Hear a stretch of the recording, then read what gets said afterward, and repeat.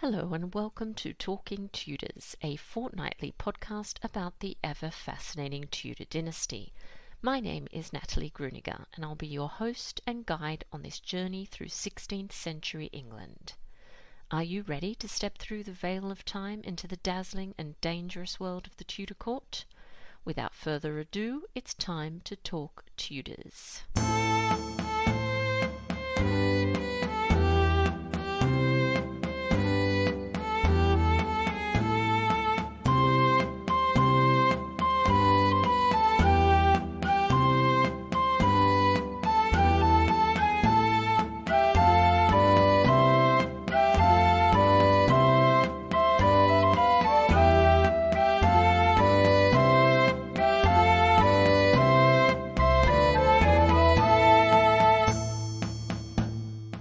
Hello everyone, welcome to Talking Tudors, episode 180. I'm your host, Natalie Grueninger. Thank you so much for joining me today.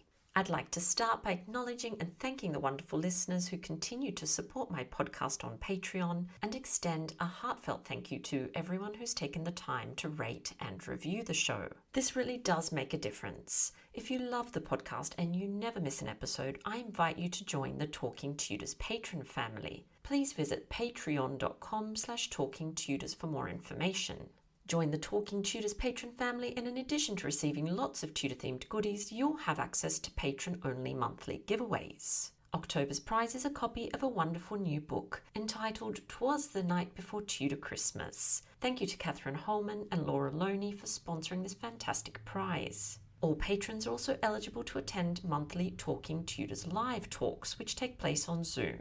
Next month, I'll be chatting to Philippa Lacey-Brule from British History Tours about Tudor historic sites.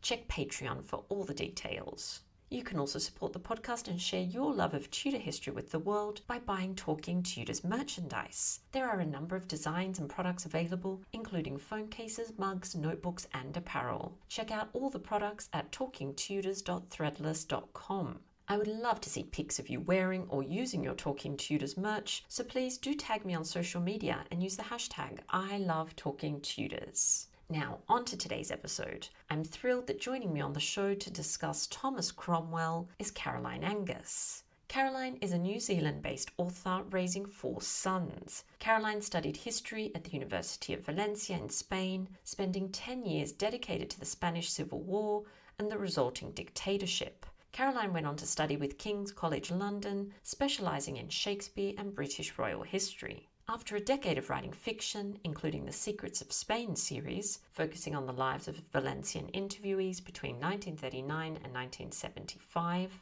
and the more recent Queenmaker trilogy, 11 Years of Thomas Cromwell and his fictional attendant, Nicola Frescobaldi, Caroline is now creating non-fiction works on the surviving papers of Thomas Cromwell. Our conversation is coming up straight after this short musical break, courtesy of guitarist Jon Sayles.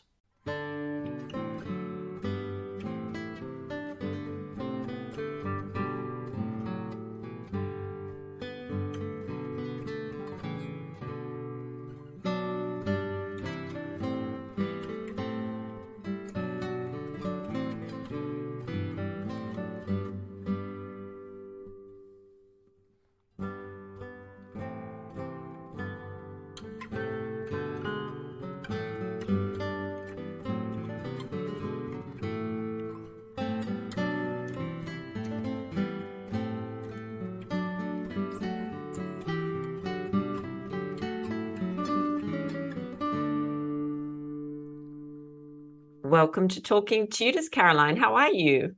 I'm great. Thank you so much for having me today. Yes, it's lovely to have you back on the show. It's been a little while. So for our lovely listeners, can you just introduce yourself to them and just tell us a little bit about your background? I am an author of Thomas Cromwell. I've been researching Thomas now for about 6 years, and I've written 3 books, 3 fiction books about him, and I've now done 2 non-fiction as well. After studying history. Fantastic. And so I know that you've been studying his life for quite a long time now. So what is it about him that you find so fascinating?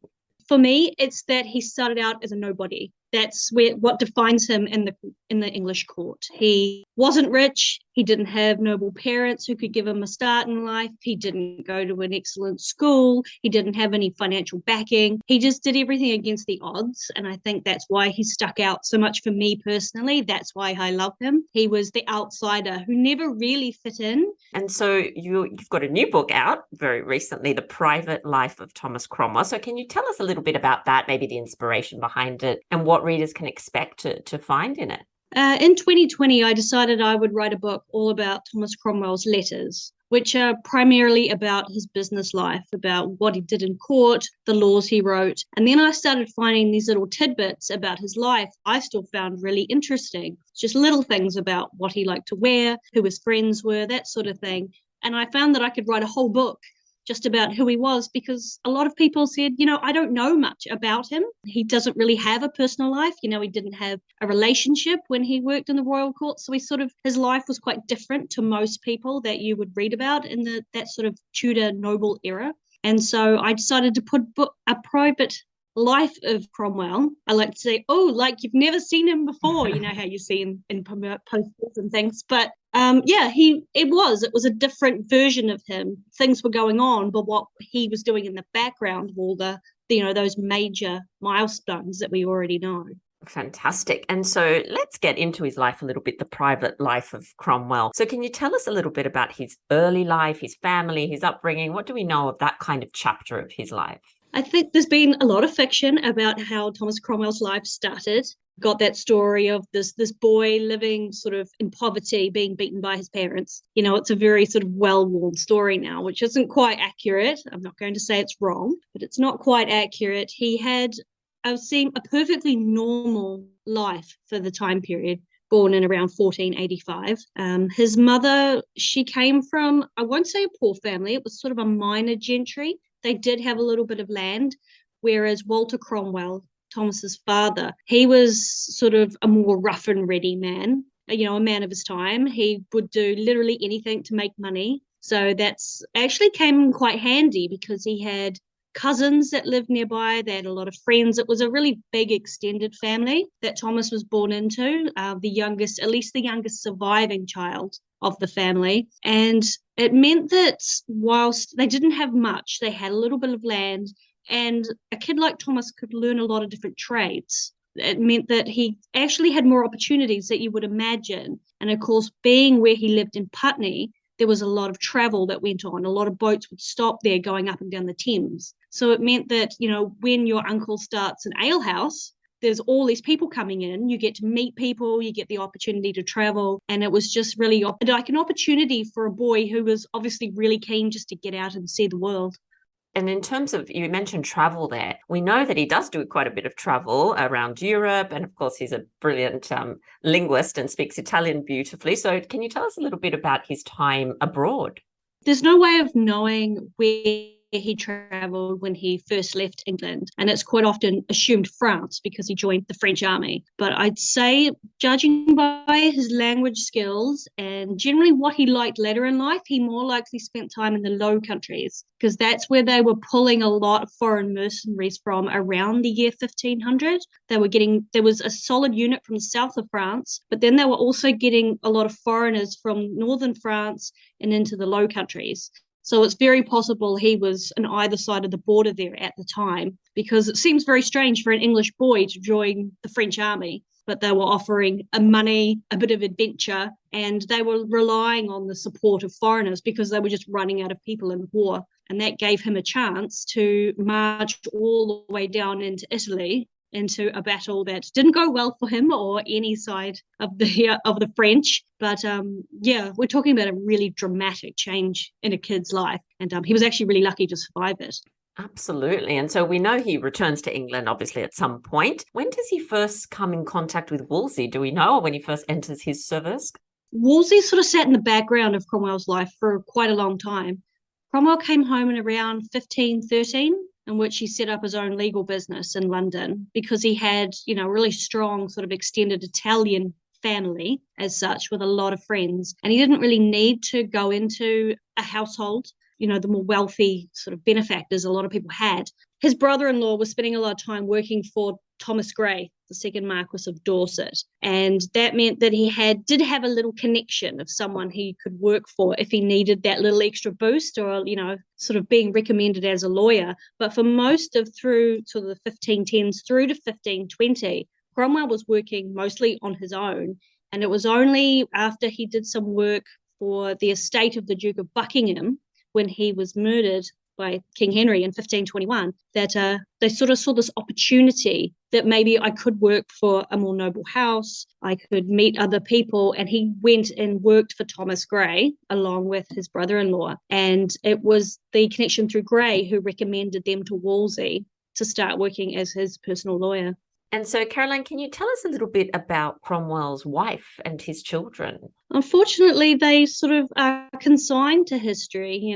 A woman and children who didn't make it, they sort of get forgotten. Elizabeth Williams, initially her name was probably Elizabeth Wicks. When she first got married, she married Thomas Williams, who was related to the Williams family, who were in turn Cromwell's in-laws. So that's how they would have met. And then when she was widowed, she needed a new husband at the same time that Cromwell was in need of a wife. And they were sort of paired up amongst the extended family. And they seemed to be really happy together. I know a lot of people have made things about, he's writing her letters. There are basic letters. They're not romantic, but they were happy. They seemed like a perfectly happy couple living in the sort of Italianized part of London. And then they had Gregory probably around 1520. There's a big gap between getting married and having Gregory. So there may have been other children that we just don't know about, because they were married at least 5 years before he came along. And then all was well there. And then they upgraded their family home. And then they had their daughter Anne, probably around 1522, 1523. And then they had baby Grace. And I think she was born, just based on his letters,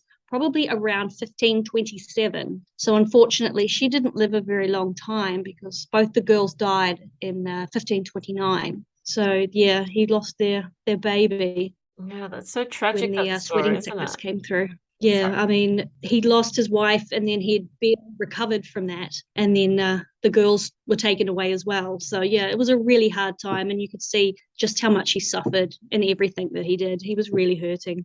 That is absolutely horrific. And I believe he loses, Gregory also dies quite tragically later, doesn't he? Yes, he only lived to be 30. And then, of course, it was the sweating sickness again that swept through England. And it was one of its last ever, large outbreaks, and actually took Gregory away as well, 10 years after his father died. So, yeah, that disease really had it in for the family. It was a really, really sad situation.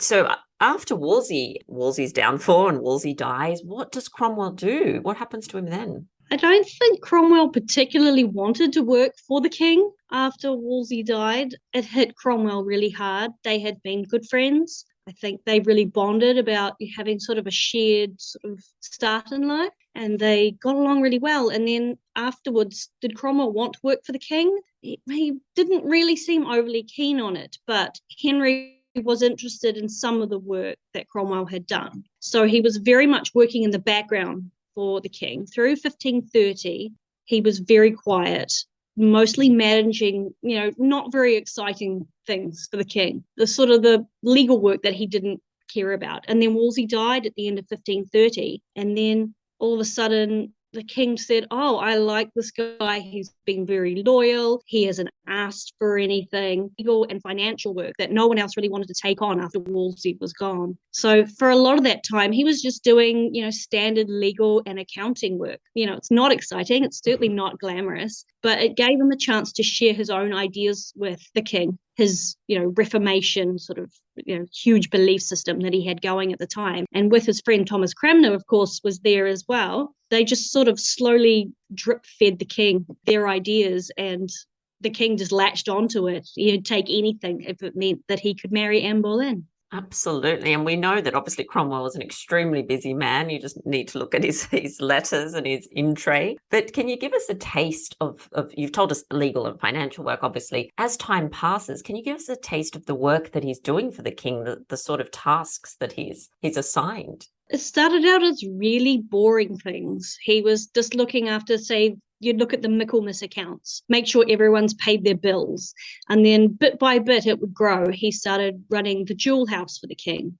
How do we take care of the things we've got? How do we be audacious ideas? Always sitting. He must have just been working on these things constantly in the background. And then he'd pull out, oh, look at this. I've discovered a way that we can make sure the entire clergy submit to your will because, I've just been quietly writing this in my off time. So he'd go from really mundane tasks that he was paid for or managing estates for people right through to, how do we change the entire succession of the English throne? You'd have this quietly, oh, you can pick your heir. He would come up with all kinds of crazy things out of nowhere. When it started out, really, he'd just, a monastery would be doing poorly financially. So he'd close it down, and merge it with another nearby one that also wasn't doing well just to boost their numbers. It was very dull, mundane tasks that took on this huge life of their own. Of course, the king saw these plans for monasteries and shut them all down. Cromwell didn't want to do that at all, but he didn't really have a choice. And it is just little by little, he just wanted to make things better the way that he saw them as better. He rewrote the poor laws, how they were going to help beggars, how they were going to educate children who didn't have any opportunities, how they were going to build infrastructure and how they would use people to do that so everybody could benefit, be paid, and then be able to use things like roads or ports. He always had ideas about how to just make things better the way that he saw them as better. And of course, if you were Catholic, you didn't always agree, but he just wanted to reorganize everything, essentially. He was just, he just had this absolute desire to organize things.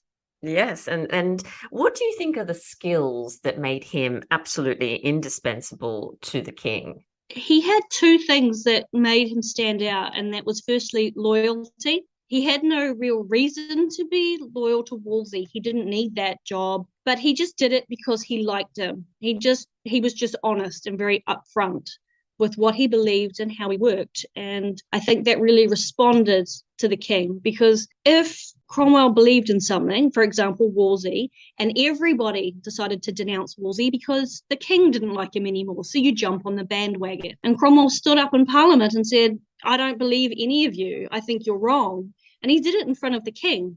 He wasn't scared to do so. He was loyal, even though there was no benefit in it.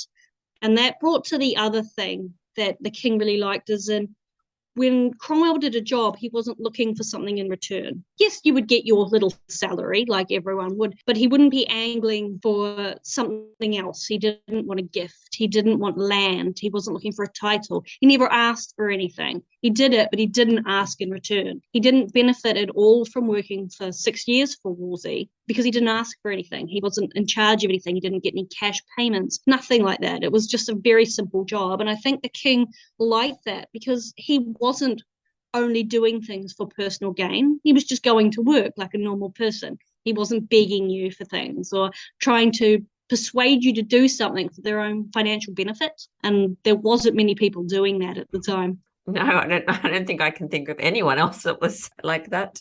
So who were his greatest allies, or his most important allies at court? He didn't have a lot of friends.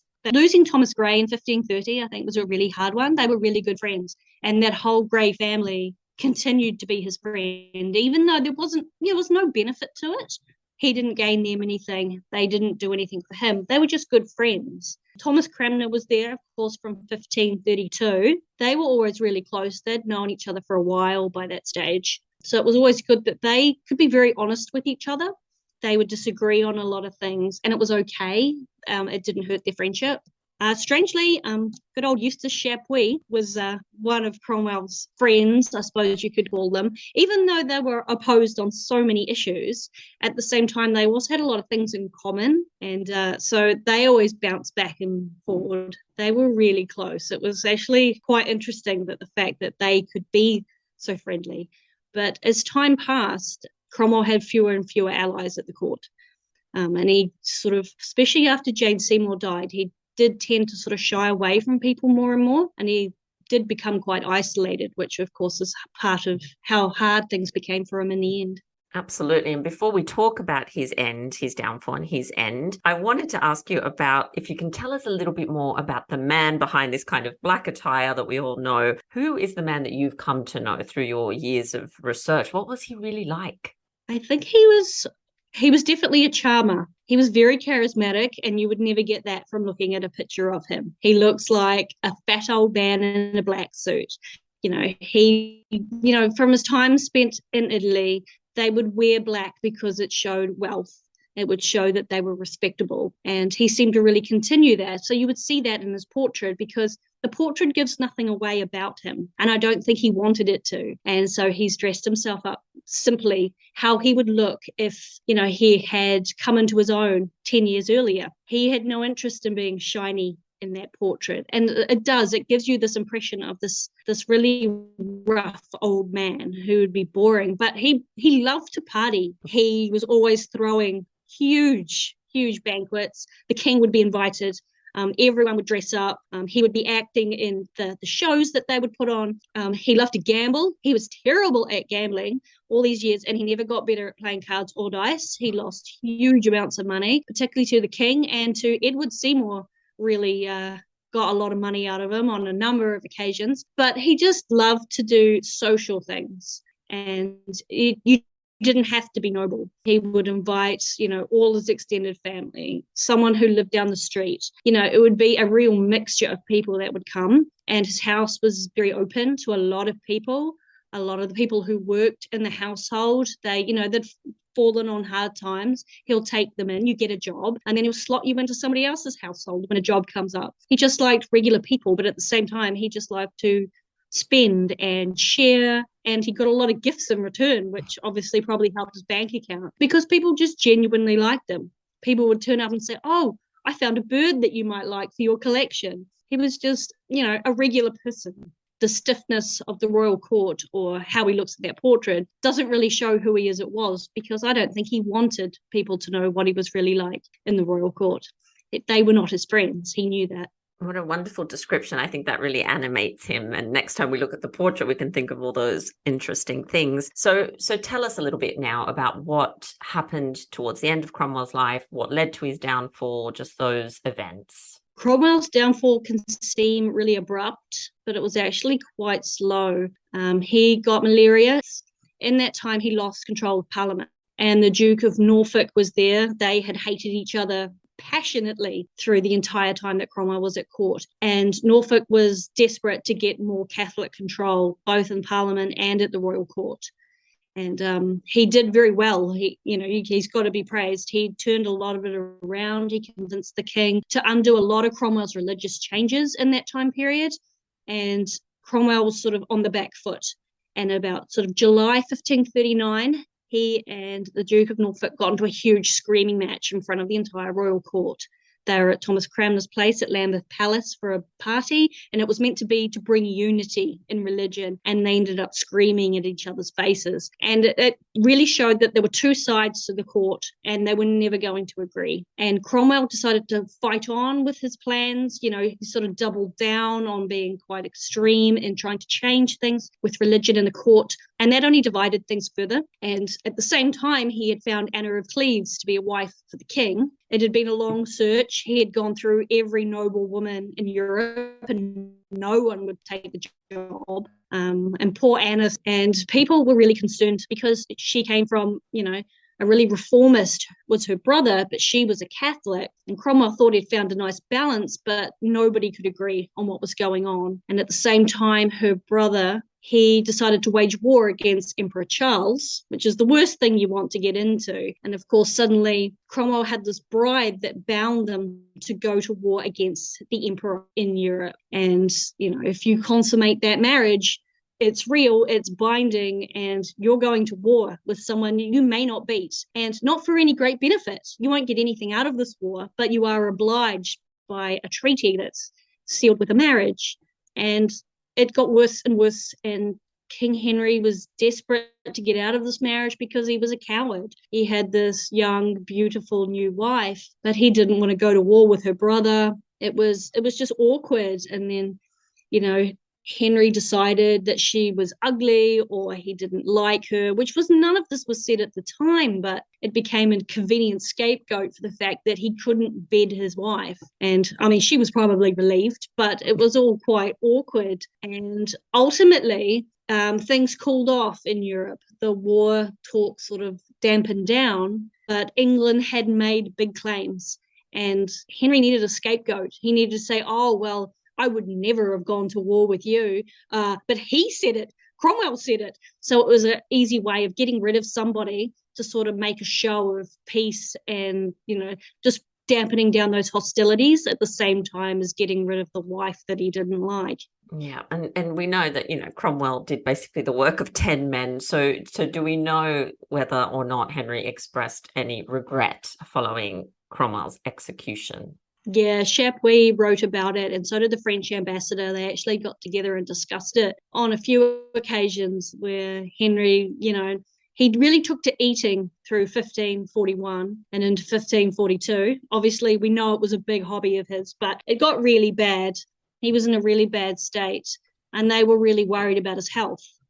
And they said he would sit there and lament about how a mistake had been made. Not his, he would never say it was himself, but Thomas Cromwell had been killed on bad evidence, and now he'd lost the best servant he ever had. He didn't know what he was going to do. And then, of course, he had another wife he had to get rid of not long after. That would have been a job that would have been easily sorted for Cromwell. Or, poor Catherine Howard, that poor girl, probably never would have been allowed in as a wife if Cromwell had been able to dissuade the whole situation, and that poor girl could have had a proper life. But he did on a number of occasions say that there'd been a mistake. And even, sort of towards the end of Henry's life, they were still finding that they were relying on a lot of work that Cromwell had done because there'd been no one else to be able to take up the work and fill everything in the way that it needed. And things were, really dramatically falling apart because nobody really took up that space for the king after. He'd had Cromwell.